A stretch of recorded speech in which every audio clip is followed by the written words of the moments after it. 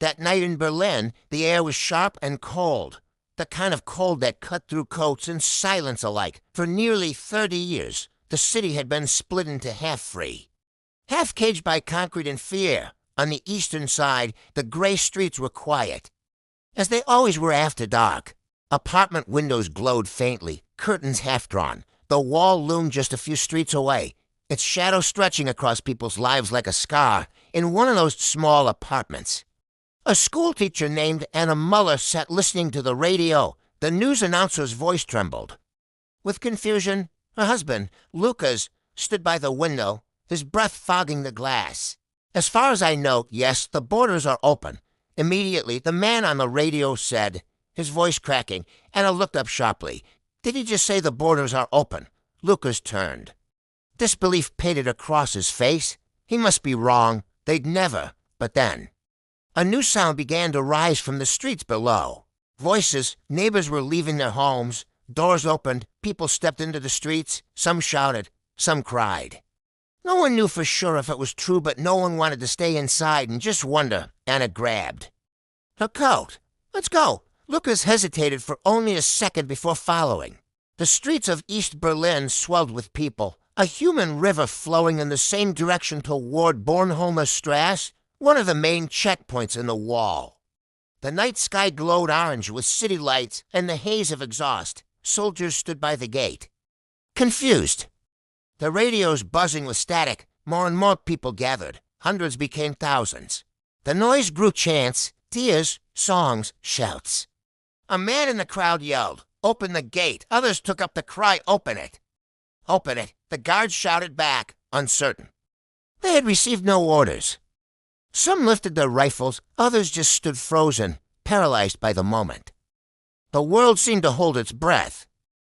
Then one young officer, his hand trembling, stepped forward and unlocked the barrier. It was a small movement, at first just a clink of metal, a crack in history, and then the entire gate swung wide. A wave of humanity surged forward, laughing, crying, running. Anna and Lucas were swept into the flood. They crossed through the gate hand in hand, tears streaming down their faces. On the other side, West Berliners were waiting, cheering, hugging strangers, pouring champagne, holding up candles. Music echoed from a nearby car radio, David Bowie's Heroes. The sound carried over the crowd like a prayer. People began climbing the wall itself, hammering at it, chipping pieces away with whatever they could find.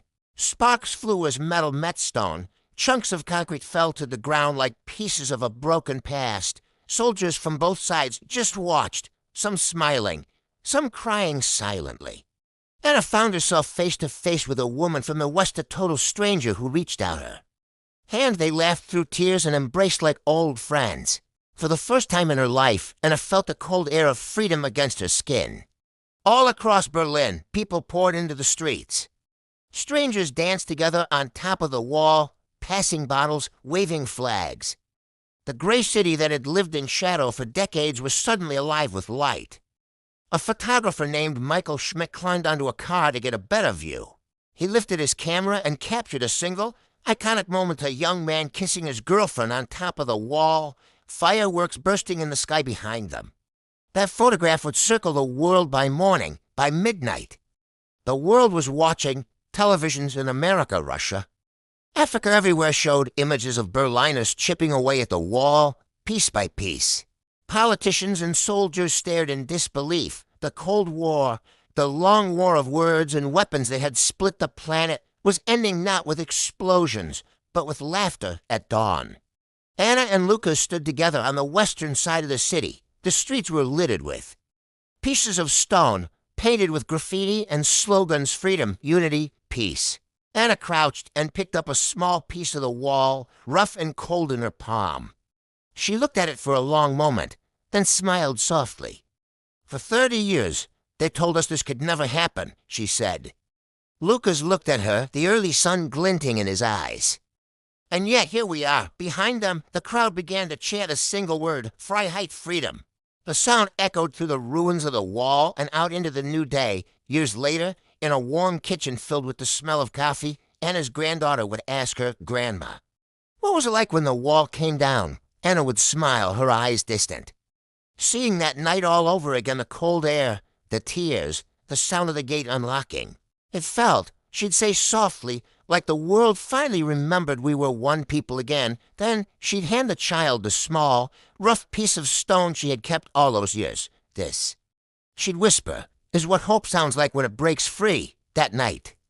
The world didn't just watch a wall fall, it watched fear crumble, and freedom breathe again.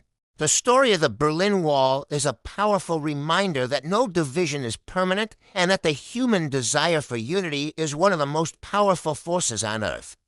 Thank you so much for watching. If this story moved you, please consider liking this video and subscribing to our channel for more stories that change the world. We'll see you in the next one.